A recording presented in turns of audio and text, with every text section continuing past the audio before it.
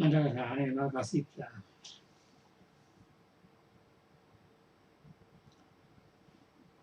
อายุ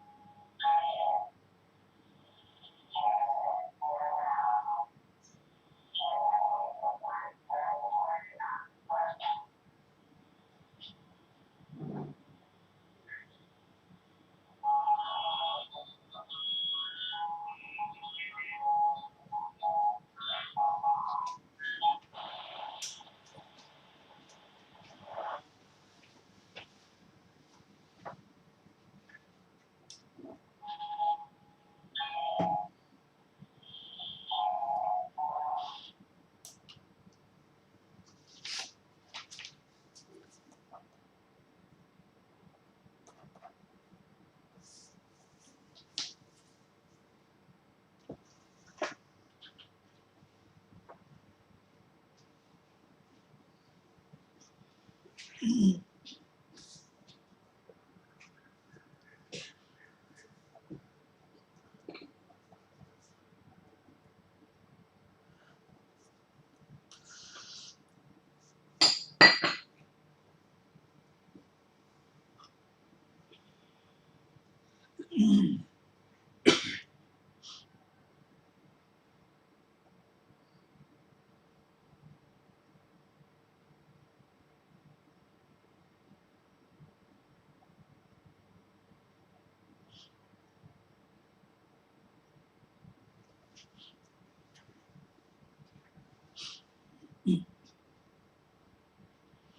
อนอบน้อมแด่พระผู้มีพระภาคเจ้าพระองค์นั้น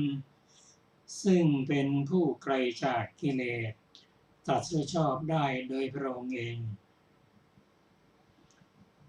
สวัสดีครับท่านผู้ฟังที่เคารพท่านผู้ฟังกำลังรับฟังรายการวัดไตรปิฎกลอยฟ้ามีเสนอให้ท่านผู้ฟังทุกวันพุธตั้งแต่เวลา18 นาฬิกาถึง 19 นาฬิกาดำเนินรายการโดยกับผมบัณฑิตธนัทเดชะมีอาจารย์ชลภาเดชะเป็นผู้ร่วมรายการวันนี้เราได้นำวัดไตรปิฎกฉบับอรรถกถาเล่มที่19มาศึกษากันในพระสูตรที่ชื่อว่ามหาตัณหาสังคยสูตร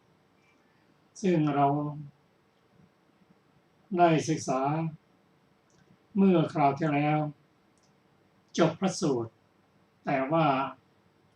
ยังไม่ได้เริ่มอรรถกถา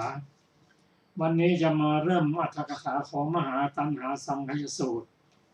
แต่อย่างไรก็ตามเราจะมาทบทวนถึงพระสูตรนี้ซึ่งเราได้เรียนรู้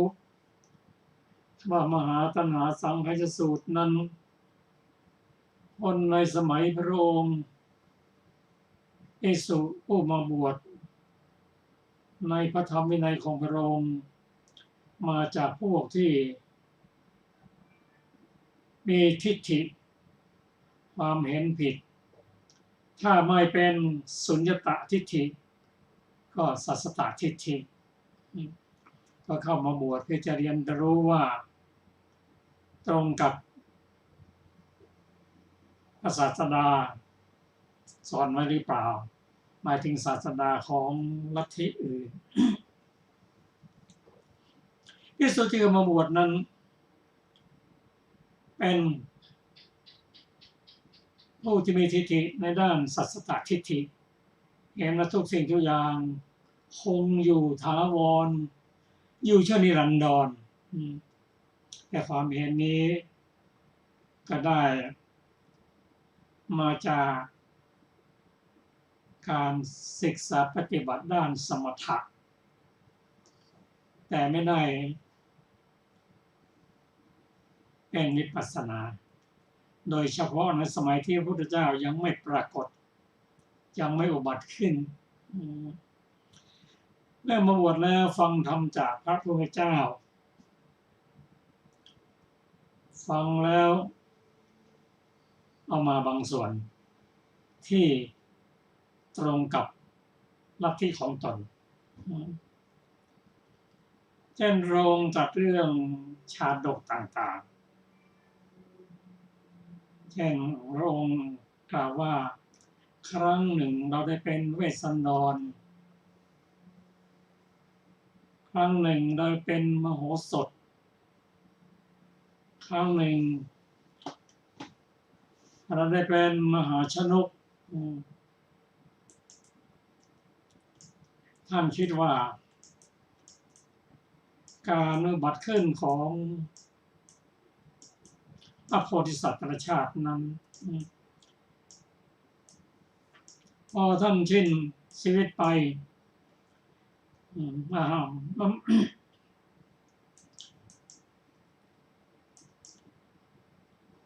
พอสิ้นชีวิตไป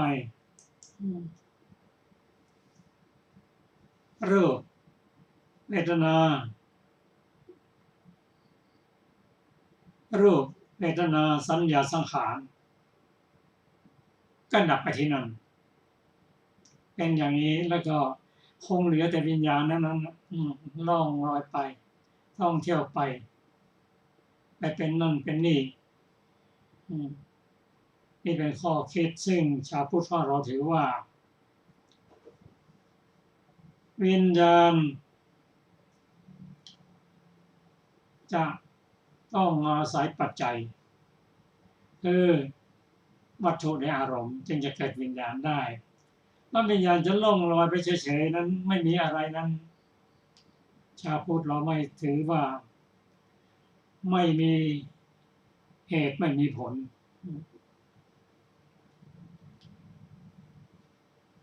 ภิกษุผู้ร่วมรู้เรื่องที่ภิกษุที่ชื่อว่าสัตตินั้นมีความเห็นผิดกล่าวตู่พระพุทธเจ้าเอาบางส่วนมาพูดและส่วนที่พระองค์ไม่ได้ตรัสก็มาพูดด้วยเป็นการขุดตัวเองให้ลงนรกประสบทุกข์เป็นมากแต่เมื่อไรก็ตามถ้าเธอมีความเห็นเป็นอย่างนี้ถ้ามีเพื่อนมากขึ้นก็จะทำให้คนอื่นเข้าใจผิดไปด้วยจะทำเป็นการทำลายศาสนาอีกด้วย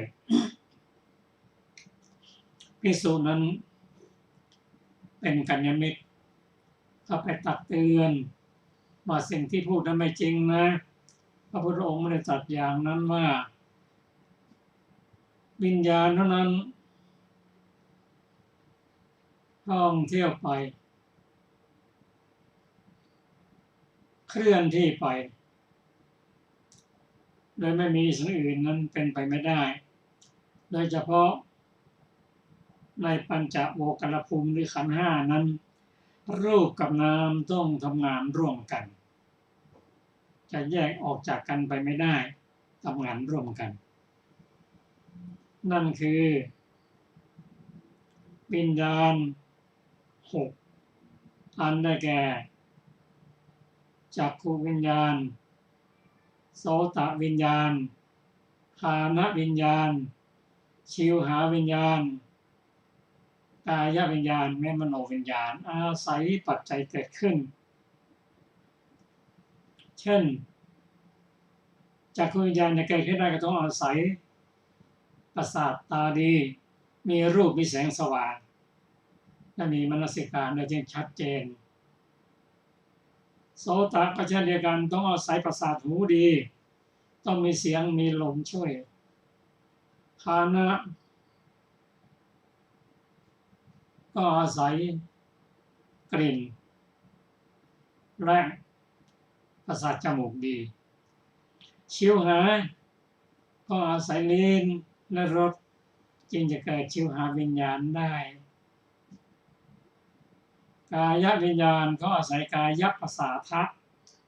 ซึ่งมีอยู่ทั่วร่างกายกับโผฏฐัพพารมณ์เย็นร้อนอ่อนแข็งมากระทบจึงจะเกิดกายวิญญาณได้มโนวิญญาณก็เช่นเดียวกันต้องอาศัยมนายตนะ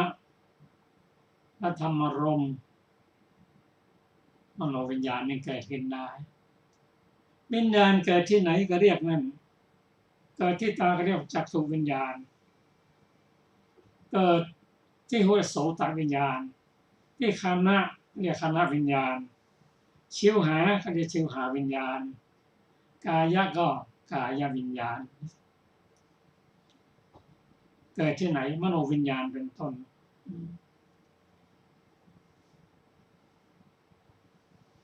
วิญญาณเหล่านี้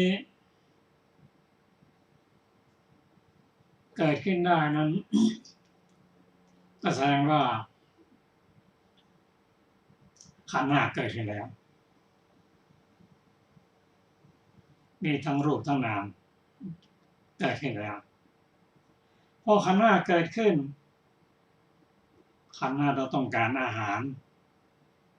เพราะว่า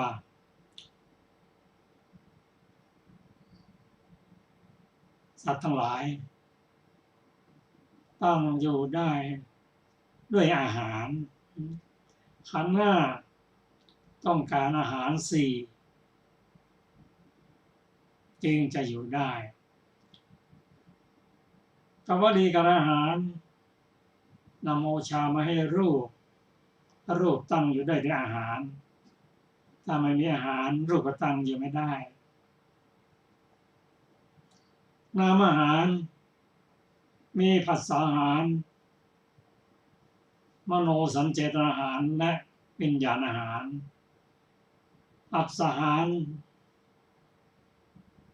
นำมาซึ่งเวทนามโนสัญเจตอาหารนำมาซึ่งนามรูปนำมาซึ่งวิญญาณอาหารนำมาซึ่งนามรูปไม่มีอาหารขันธ์ห้ากระตังอยู่ไม่ได้อาหารเกิดขึ้นได้เพราะตัณหาเนื้อเกิดตัณหาเกิดขึ้นเพราะอาหารอาหารดับขันธ์ห้าดับขันธ์ห้าดับอาหารดับจริงๆดับเมื่อไหร่นิพพานนั่นแหละดับขันธ์ห้าดับอาหารตัณหาเป็นปัจจัยให้เกิดอาหารหรืออาหารทำให้เกิดตัณหาขึ้นแล้วตัณหานั้นมีอะไรเป็นปัจจัยองค์เริ่มแสดงเกี่ยวกับปฏิจจสมุปบาทว่าตัณหามีเวทนาเป็นปัจจัยเพราะมีเวทนาตัณหาจึงเกิดขึ้นเวทนามีอะไรเป็นปัจจัยมีผัสสะเป็นปัจจัยผัสสะมีอะไรเป็นปัจจัยสลายตนะคือตาหูจมูกลิ้นกายและใจสลายตนะมีอะไรเป็นปัจจัยมีนามรูปมีอะไรเป็นปัจจัยมีวิญญาณมีอะไรเป็นปัจจัยมีสังขารมีอะไรเป็นปัจจัยอวิชชาเพราะอวิชชาเป็นปัจจัยจึงมีสังขารเพราะสังขารเป็นปัจจัยจึงมีวิญญาณเพราะวิญญาณเป็นปัจจัยจึงมีนามรูปเพราะนามรูปเป็นปัจจัยจึงมีสลายตนะเพราะสลายตนะเป็นปัจจัยจึงมีผัสสะเพราะผัสสะเป็นปัจจัยจึงมีเวทนาเพราะมีเวทนาเป็นปัจจัยจึงมีตัณหาเพราะตัณหาเป็นปัจจัยจึงมีอุปทานเพราะมีอุปทานจึงมีภพเพราะภพเป็นปัจจัยจึงมีชาติเพราะชาติเป็นปัจจัยจึงมีชรามรณะโสกะปริเทวะทุกขโมทนะทุกขโทมนัสสะอุปยาตกองทุกข์ทั้งมวลก็เกิดด้วยประการฉะนี้องค์แสดงวัฏฏะปฏิจจสมุปบาทวัฏฏะจะทำให้เกิดหมุนเวียนเรียกว่าวงจรชีวิตไม่รู้จักจบจักสิ้นแต่ถ้าเวทนาเข้าไปแต่ถ้าอวิชชาดับสังขารก็ดับสังขารดับวิญญาณดับวิญญาณดับนามรูปดับนามรูปดับสลายตนะจึงดับสลายตนะดับผัสสะดับผัสสะดับเวทนาดับเวทนาดับตัณหาดับตัณหาดับอุปทานดับอุปทานดับภพดับชาติดับชรามรณะโสกะปริเทวะทุกขโทมนัสก็ดับเป็นวิวัตตะลงแสดงธรรมวัตตะนิวัตตะ ให้เห็นว่าถ้าสิ่งนี้มีสิ่งนี้จึงมีถ้าสิ่งนี้ไม่มีสิ่งนี้ก็ไม่มีแต่ปัญหาว่าเราจะทำยังไงจึงจะทำให้สิ่งนั้นไม่มีทำให้วิชาดับเราจะทำไงถ้าพระพุทธเจ้าไม่อุบัติขึ้นการที่จะทำให้วิวัตะตัดขาดไปนั้นไม่ใช่ฐานะที่จะมีได้พระองค์แสดงปฏิจจสมุปบาทนั้นให้เราได้มีความรู้ว่าปฏิจจสมุปบาทนั้นนะเป็นเหตุเป็นผลซึ่งกันและกันเพราะมีกิเลสจึงทำกรรมเพราะทำกรรมจึงต้องรับผลของกรรมคือวิบากกรรมที่ทำไว้ในอดีตชาติเพราะอวิชชา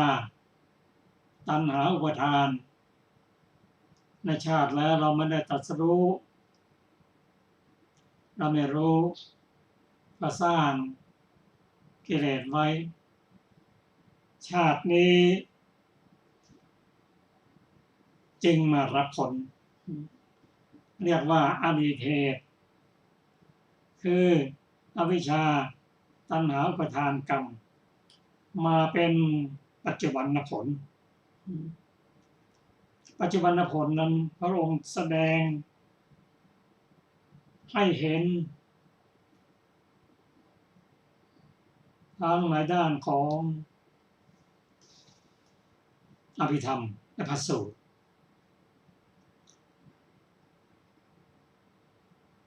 ธรรมะที่เป็นอภิธรรมนั้นคือจิตเจตสิกรูปและนิพพานส่วนในพระสูตรนั้นก็แสดงบุคคลตัวตนตั้งแต่ทำกรรมให้ผลของกรรม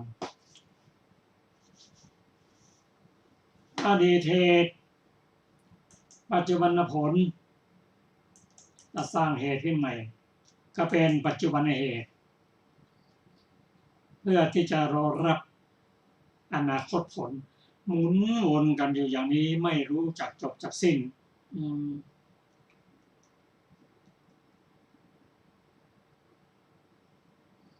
พระองค์บัดขึ้นมาเป็นพระสัมมาสัมพุทธเจ้าทรงแสดงธรรมนามในเบื้องต้นท่ามกลางและที่สุดทั้งบุญทั้งอัฏฐพยัญชนะ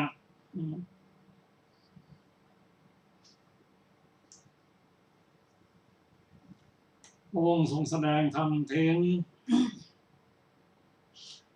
การตรัสรู้ปฏิจจสมุปบาทแทงตลอดปฏิจจสมุปบาท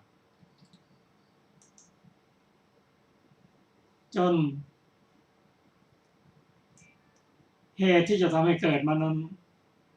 ไม่มี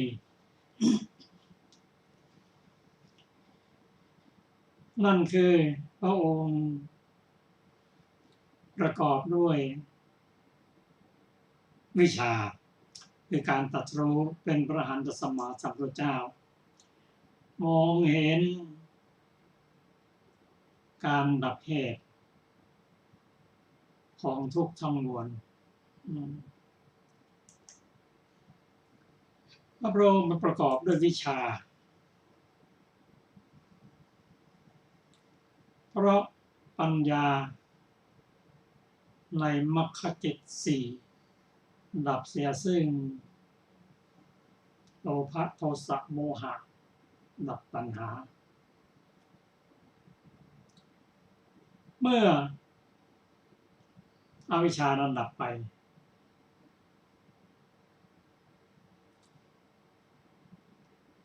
สังขารก็ดับไป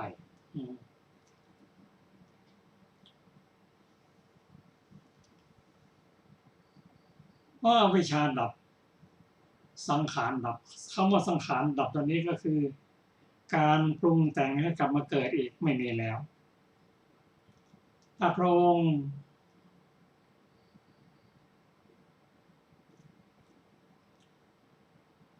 จะมีกรรม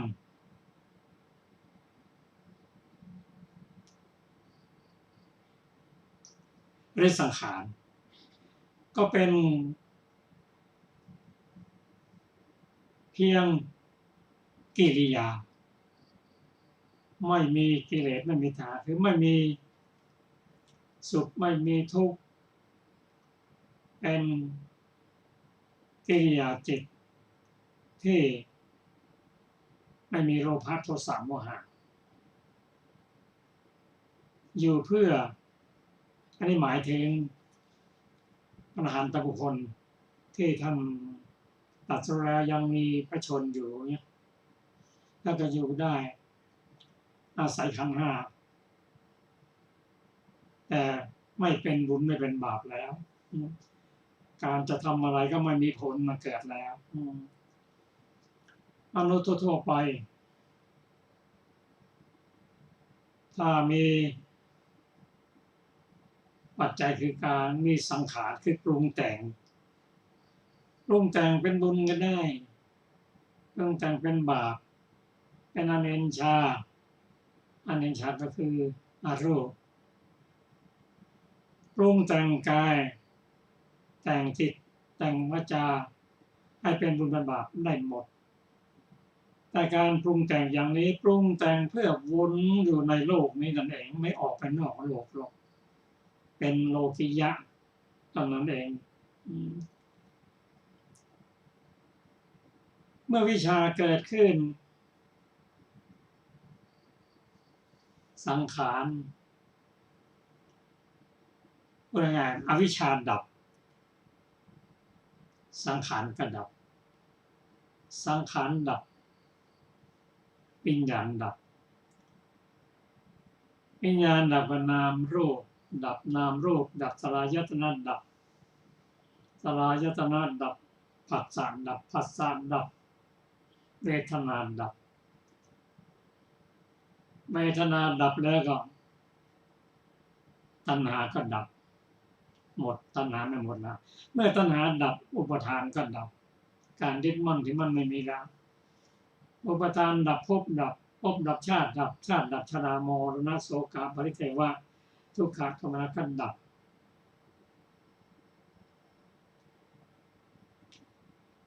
เป็นผู้พ้นจากทุกข์ละ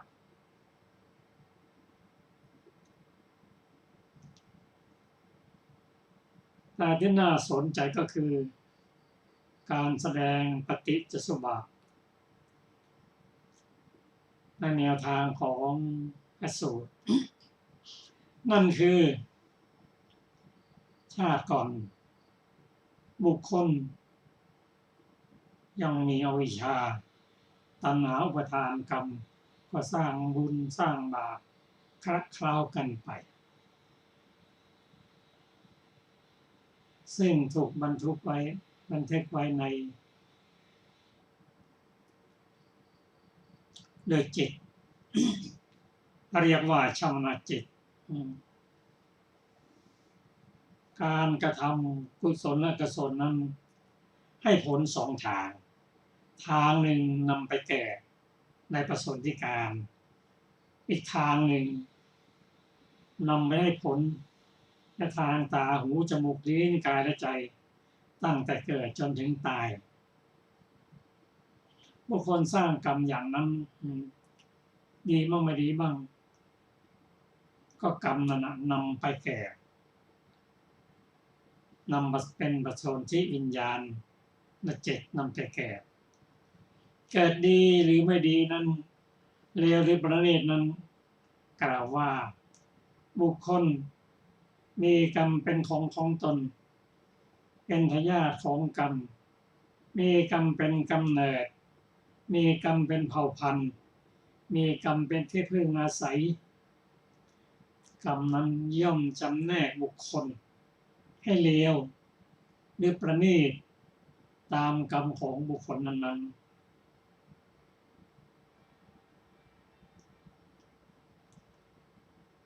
ต่อไปนี้ก็เป็นเรื่องของการไปเกิดเรียกปฏิสนธิวิญญาณตัวกรรมนี้พาไปเกิดด้วยความเหมาะสม กับที่เกิดของตนเหมาะสมกับปัญญาเหมาะสมกับบิดามารดาของตน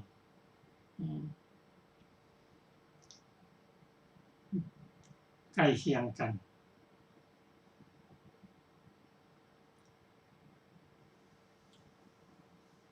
ประสนที่วิญญาณนั้น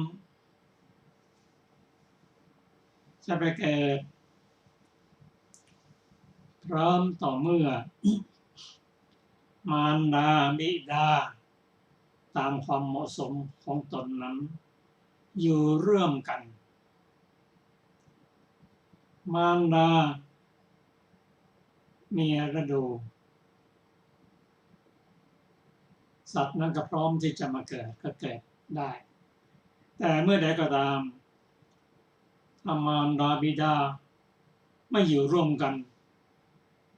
สัตว์ก็เกิดขึ้นไม่ได้หรืออยู่ร่วมกันแต่ไม่มีฤดูสัตว์ก็มาเกิดไม่ได้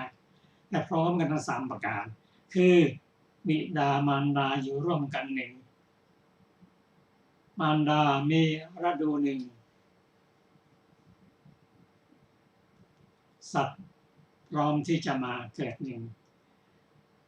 การเกิดจึงเกิดขึ้นก็รายละเอียดนั้นก็ขอเชิญอาจารย์ศิลปาสวัสดีค่ะท่านผู้ฟังที่เคารพทุกท่านอรรถกถาของมหาตัณหาสังคยสูตรมีดังต่อไปนี้ บทเริ่มต้นว่าเอวเมสุตตังพึงทราบวินิจฉัยในบทเหล่านั้นบทว่าทิฏฐิคตังนี้ในอรคัตสูตรกล่าวบทว่าทิฏฐิว่าเป็นลัทธิในที่นี้ท่านกล่าวว่าเป็นสัสตทิฏฐิก็ภิกษุนั้นเป็นผู้สดับมากแต่ภิกษุที่สดับน้อยกว่าชาดกฟังพระผู้มีพระภาคเจ้าตรัสประชุมเรื่องชาดกว่าดูก่อนภิกษุทั้งหลายครั้งนั้นเราได้เป็นเวสสันดรได้เป็นมโหสถได้เป็นวิทูลบัณฑิตได้เป็นเสนกะบัณฑิตได้เป็นพระเจ้ามหาชนก ดังนี้ทีนั้นเธอได้มีความคิดว่ารูปเวทนาสัญญาสังขารเหล่านี้ย่อมดับไปในที่นั้นนั่นแหละแต่วิญญาณย่อมท่องเที่ยวย่อมแล่นไปจากโลกนี้สู่โลกอื่นจากโลกอื่นสู่โลกนี้ดังนั้นจึงเกิดสัสตทิฏฐิเพราะเหตุนั้นเธอจึงกล่าวว่าวิญญาณนี้นั่นแหละย่อมท่องเที่ยวไปย่อมแล่นไปไม่ใช่อย่างอื่นดังนี้ก็พระสัมมาสัมพุทธเจ้าตรัสไว้ว่า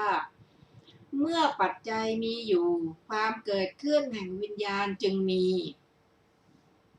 เว้นจากปัจจัยความเกิดขึ้นแห่งวิญญาณย่อมไม่มีดังนี้เพราะฉะนั้นภิกษุนี้ชื่อว่าย่อมกล่าวคำที่พระพุทธเจ้ามิได้ตรัสไว้ย่อมให้การประหารชินจักรย่อมคัดค้านเวสารัตยานย่อมกล่าวกะจนผู้ใคร่เพื่อจะฟังให้ผิดพลาดทั้งกีดขวางทางอริยะเป็นผู้ปฏิบัติเพื่อสิ่งมิใช่ประโยชน์เพื่อความทุกข์แก่มหาชน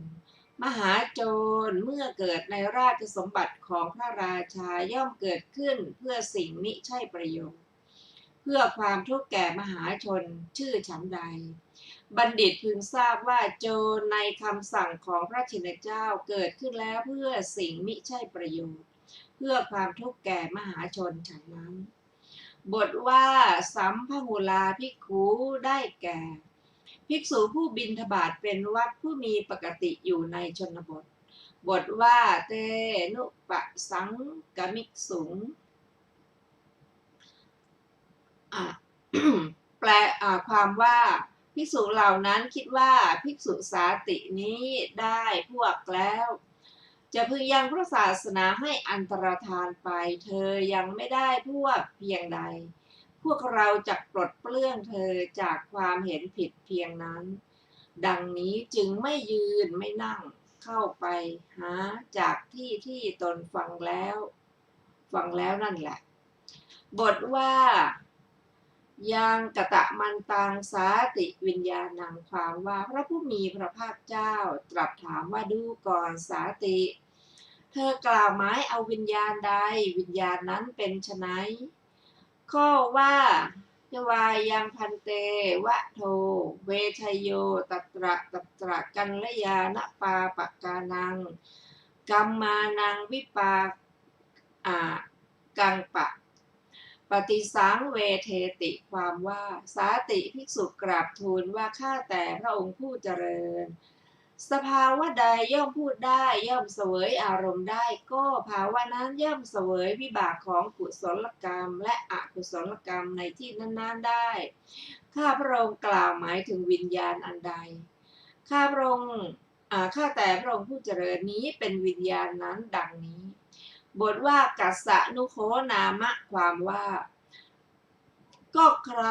คือว่าแก่กษัตริย์หรือว่าพราหมณ์หรือว่าแก่แพทย์สูตรคฤหัสถ์บรรพชิต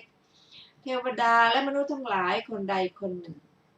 บทว่าอาทโขภัควาภิกขุอามันเตสิถามว่าเพราะเหตุไรจึงตรัสเรียกภิกษุทั้งหลายตอบว่าได้ยินว่าสาติภิกษุได้มีความคิดอย่างนี้ว่าพระศาสดาตรัสเรียกเราว่าโมฆะบุรุษดังนี้จะไม่มีอุปนิสัยแห่งมรรคและผลทั้งหลายโดยสักแต่คำที่กล่าวแล้วว่า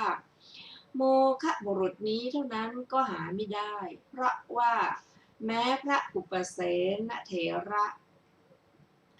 พระผู้มีพระภาคเจ้าก็ตรัสอย่างนี้ว่าดูก่อนโมฆะบุรุษเธอเวียนมาเพื่อความเป็นผู้มากเร็วนักดังนี้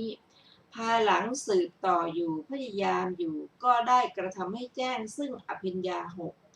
แม้เราประคองความเพียรแล้วก็จะ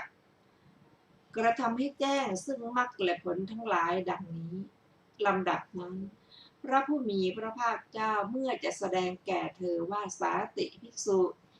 มีปัจจัยอันขาดแล้วเป็นผู้มีธรรมอันไม่งอกงามในศาสนาดังนี้จึงตรัสเรียกภิกษุทั้งหลายบทว่าอุสมีกโตเป็นต้นบัณฑิตพึงทราบอธิบายตามที่ได้กล่าวแล้วในหนหลังนั่นแหละบทว่าอัทโคภัควาความว่าอนุสนธิแม้นี้เป็นของเฉพาะบุคคลได้ยินว่าสาติบุรุษสาติภิกษุได้มีความคิดว่าพระผู้มีพระภาคเจ้าตรัสว่าธรรมอันเป็นอุปนิสัยแห่งมรรคและผลทั้งหลายของเราไม่มีดังนี้เมื่อธรรมมันเป็นอุปนิสัยไม่มีอยู่เราอาจเพื่อจะแก้ไขธรรมอันเป็นอุปนิสัยได้หรือเพราะว่าพระตถาคตทั้งหลายย่อมไม่แสดงธรรมแก่บุคคลผู้มีอุปนิสัยเท่านั้นแสดงอยู่แก่ใครๆนั่นแหละเราได้โอวาทของพระสุคตจากสำนักของพระพุทธเจ้าแล้วจักกระทำกุศลเพื่อสวรรค์สมบัติดังนี้ลำดับนั้นพระผู้มีพระภาคเจ้าตรัสแก่สาติภิกษุนั้นว่าดูก่อนโมฆะบุรุษเราไม่ให้โอวาทหรืออนุสาสนีแก่เธอดังนี้เมื่อจะทรงระงับโอวาทของพระสุคตเจ้าจึงเริ่มเทศนาเนื้อความแห่งพระดำรัสนั้นพึงทราบโดยนัยยะที่กล่าวแล้วในหนหลังนั่นแหละบัดนี้พระผู้มีพระภาคเจ้าเมื่อจะทรงชำระลัทธิในบริษัทจึงตรัสคำว่าอิทาหังภิกขุปฏิปุจฉิตสามิเป็นต้นถ้อยคำแม้ทั้งหมดบัณฑิตพึงทราบโดยนัยยะที่กล่าวแล้วในหนหลังนั่นแหละจบสาติกัน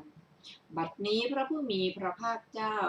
เพื่อจะทรงแสดงซึ่งความที่วิญญาณมีปัจจัยจึงตรัสคำว่ายังยะเทวะภิกขเวเป็นต้นบรรดาบทเหล่านั้นบทว่ามนัญจะปฏิจจะธัมเมจะได้แก่วิญญาณอาศัยภวังคจิตพร้อมทั้งอาวัชนะและธรรมอันเป็นไปในภูมิสาม บทว่ากัดถันจะปฏิจจะเป็นต้นพระผู้มีพระภาคเจ้าตรัสแล้วเพื่อแสดงชี้แจงด้วยอุปมาพระผู้มีพระภาคเจ้าทรงแสดงไว้อย่างไรด้วยอุปมานั้นทรงแสดงถึงความไม่มีความพอใจในทวารเหมือนอย่างว่าไฟอาศัยไม่จึงลุกโพลงอยู่เมื่อปัจจัยคือเชื้อยังมีอยู่นั่นแหละก็ยังลุกอยู่เมื่อปัจจัยคือเชื้อไม่มีอยู่ก็ย่อมดับไปในที่นั้นเองเพราะความขาดแคลนปัจจัยย่อมไม่ถึงซึ่งการนับเป็นต้นว่าไฟสะเก็ดไม่เป็นต้นเพราะก้าวล่วงวัตถุทั้งหลายมีสะเก็ดไม่เป็นต้นฉันใดวิญญาณเกิดขึ้นเพราะอาศัยจักษุและรูปฉะนั้นเหมือนกันเมื่อปัจจัยกล่าวคือจักขุประสาทรูปอาโลกะและมนสิการในทวารนั้นยังมีอยู่ย่อมเกิดขึ้นเมื่อปัจจัยนั้นไม่มีอยู่ย่อมดับไปในที่นั้นแหละด้วยความบกพร่องแห่งปัจจัยย่อมไม่ถึงซึ่งการนับเป็นต้นว่าโสตวิญญาณเป็นต้นเพราะก้าวล่วงโสตประสาทเป็นต้นในวาระทั้งปวงก็มีนัยยะนี้แหละ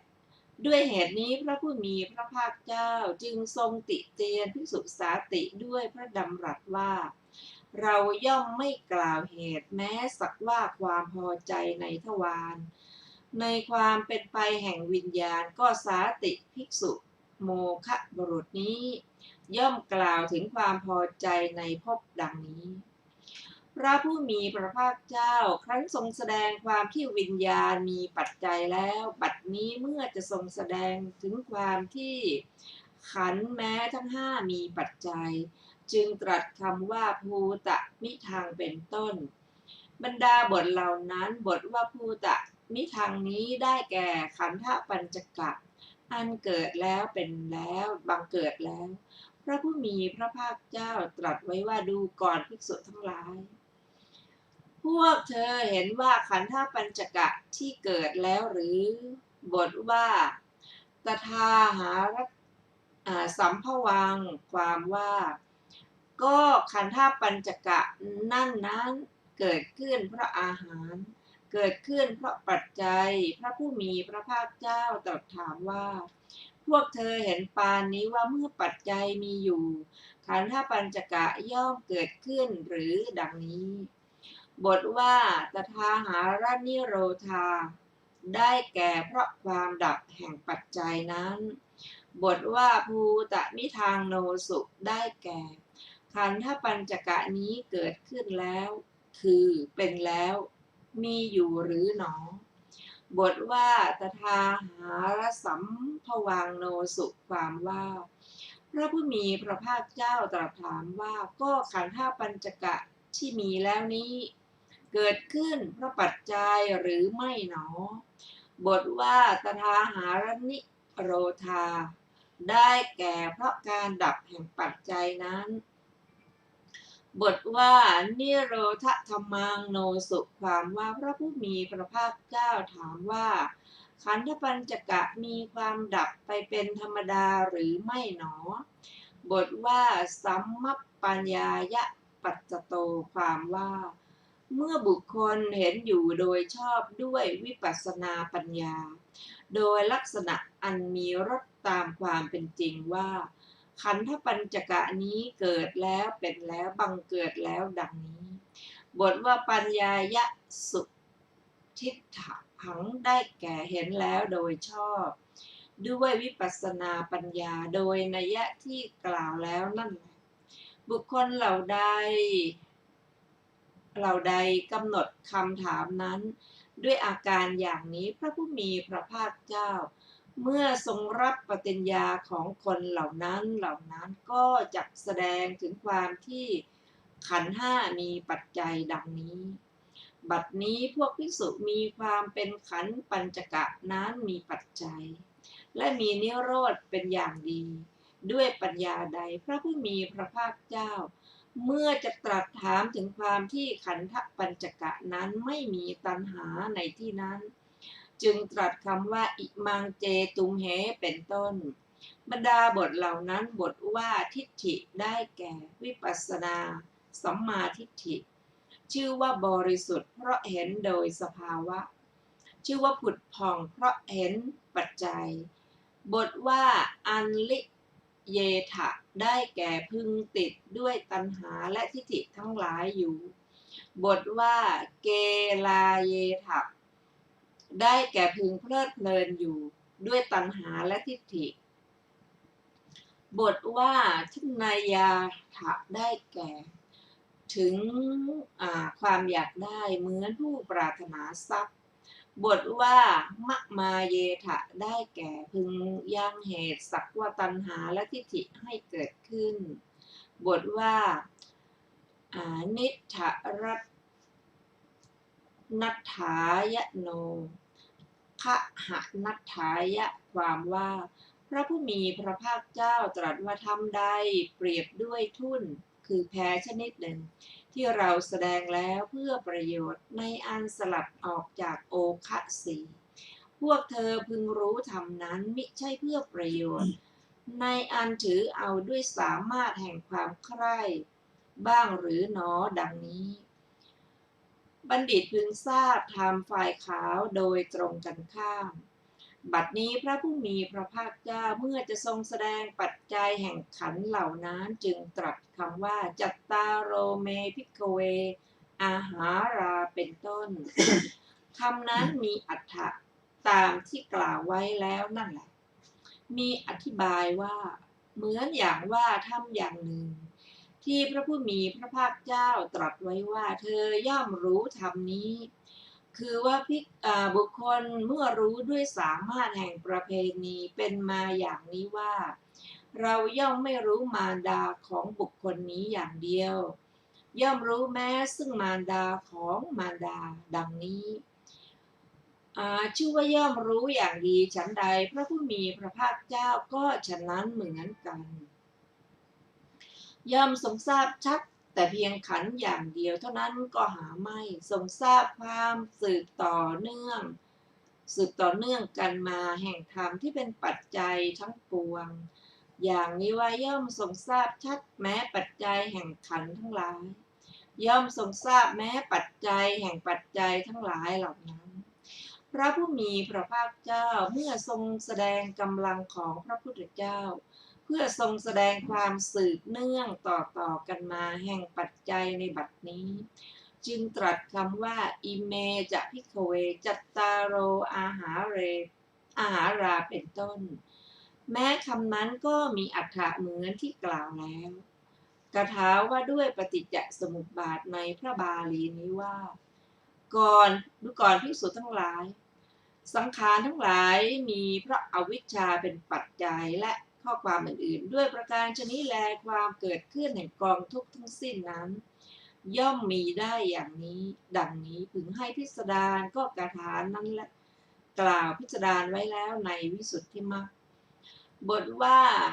อิมัสสมิงสติอิทังโหตุได้แก่เมื่อปัจจัยมีอวิชชาเป็นต้นนี้มีอยู่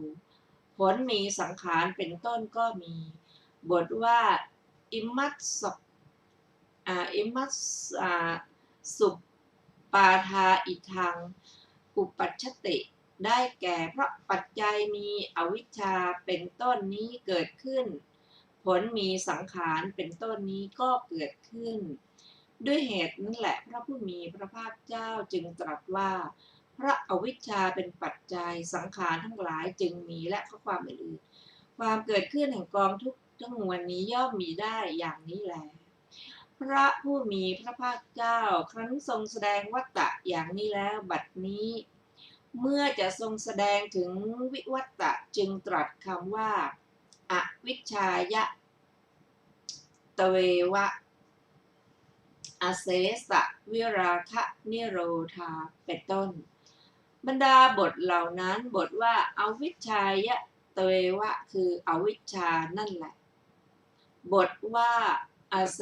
สะ วิราคะนิโรธาคำนี้พระผู้มีพระภาคเจ้าตรัสว่าเพราะสังขารดับไปวิญญาณจึงดับดังนี้เป็นต้นเพื่อแสดงว่าข้อเพราะความดับไปแห่งสังขารทั้งหลายอันดับไปแล้วอย่างนี้ว่าเพราะความดับโดยไม่เหลือด้วยมรรคกล่าวคือวิราคะความดับไม่เกิดขึ้นแห่งสังขารทั้งหลายจึงมีดังนี้วิญญาณก็ดับแต่เพราะความดับแห่งธรรมทั้งหลายมีวิญญาณเป็นต้นชื่อว่าธรรมทั้งหลายมีรูปเป็นต้นก็ย่อมดับไปเหมือนกันดังนี้แล้วจึงตรัสว่าความดับแห่งกองทุกข์ทั้งสิ้นนั้นย่อมมิได้อย่างนี้บรรดาบทเหล่านั้นบทว่าเกวลัสสะได้แก่ทั้งสิ้นอธิบายว่ากองทุกข์ล้วนๆเว้นจากความเป็นสัตว์บทว่าทุกขขันธัสสะแปลว่ากองทุกข์บทว่านิโรโธโหติได้แก่ความไม่เกิดขึ้นบทว่าอิมัสสมิงอสติเป็นต้นบัณฑิตพึงทราบโดยนัยยะตรงกันข้ามกับคำที่กล่าวแล้วพระผู้มีพระภาคเจ้าครั้นตรัสปฏิจจสมุปบาททั้งวัฏฏะและวิวัฏฏะด้วยอาการอย่างนี้แล้วบัดนี้เมื่อจะตรัสขอไปบัดนี้เมื่อจะตรัสถามถึงความไม่มีแห่งการท่องเที่ยวไปอันบุคคลผู้รู้อยู่ซึ่งความหมุนเวียนไปแห่งปัจจัย12นี้พร้อมด้วยมรรคในวิปัสสนาญาณที่ละได้แล้วนั้นจึงตรัสคำว่าอปินุตุมเหภิกขเวเป็นต้นบรรดาบทเหล่านั้นบทว่าเอวังชานันตาได้แก่รู้อยู่อย่างนี้พร้อมด้วยวิปัสสนามรรคบทว่าเอวังปัสสันตาเป็นไวยพจน์ของคำนั้นนั่นแหละบทว่าปุพันตังอธิบายว่าขันธ์ธาตุและอายตนะทั้งหลายในอดีตบทว่าปฏิทาวยาถะคือว่าพึงแล่นไปด้วยอำนาจแห่งตัณหาและทิฏฐิคำว่าเหลือคำที่เหลือพิสดารแล้วในสัพพาสวะสูตรบัดนี้พระผู้มีพระภาคเจ้าเมื่อจะตรัสถามถึงความไม่หวั่นไหวของภิกษุเหล่านั้นในที่นั้นจึงตรัสคำว่าอปินุตุมเหภิกขเวเอวังชานันตาเอวังปัสสันตาเอวังวัฏยาถะสัทธาโนครุดังนี้เป็นต้นแปลว่าดูก่อนภิกษุทั้งหลายพวกเธอรู้อยู่อย่างนี้เห็นอยู่อย่างนี้พึงกล่าวอย่างนี้ว่าพระศาสดาเป็นครูของพวกเราบรรดาบทเหล่านั้นบทว่าครุได้แก่ผู้เต็มไปด้วยภาระเป็นผู้คล้อยตามความใคร่ก็มิได้บทว่าสมโนได้แก่สมณะผู้ตรัสรู้แล้วบทว่าอัญญังสัทธารางอุทิไสยาถะความว่าพวกเธอพึงเป็นผู้สำคัญอย่างนี้ว่าพระศาสดานี้ไม่สามารถยังจิตของพวกเราให้สำเร็จดังนี้และพึงยกย่องศาสดาอื่นคือภายนอกพระศาสนาบ้างหรือบทว่าปุถุสมณพราหมณังคือสมณะเดรัจฉีและพราหมณ์เป็นอันมากบทว่าวะตะกุตุหละมังคลานิได้แก่สมาทานข้อปฏิบัติอย่างหนึ่งตื่นความเห็นอย่างหนึ่งและทิฏฐมงคลสุตมงคลมุตตมงคลอย่างหนึ่งบทว่าตานิสารโตปัจจาคัจเฉยิยาถะความว่าพึงเป็นผู้สำคัญเหล่านั้น อย่างนี้ว่าเป็นสาระดังนี้ยึดถือเอาอธิบายว่าแม้สละออกแล้วอย่างนี้แล้วก็ยึดถือเอาอีก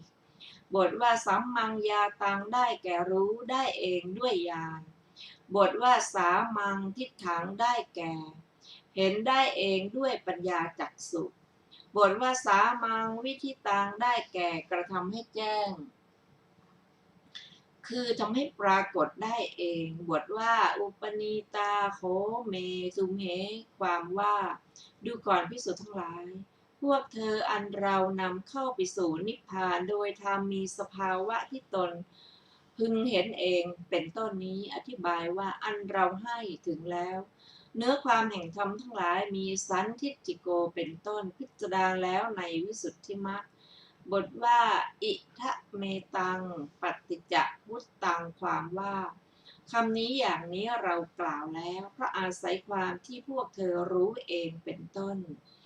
ถามว่าเพราะเหตุไรพระผู้มีพระภาคเจ้าจึงเริ่มคาถาว่าดูก่อนภิกษุทั้งหลาย ก็เพราะการประชุมพร้อมแห่งปัจจัย3ประการอย่างดังนี้พระองค์ทรงยังเทศนาให้ถึงที่สุดแล้วด้วยสามารถแห่งวัตตะในหนหลังมิใช่หรือ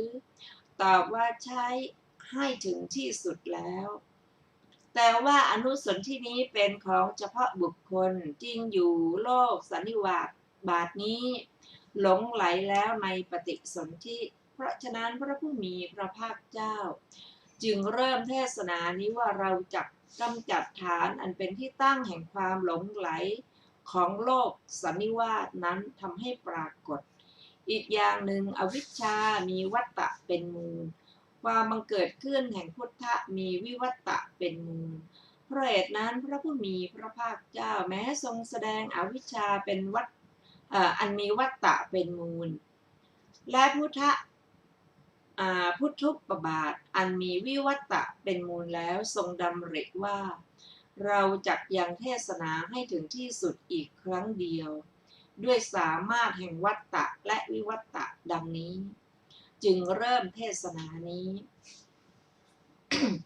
บรรดาบทเหล่านั้นบทว่าสันนิปาตาได้แก่เพราะการประชุมคือว่าเพราะ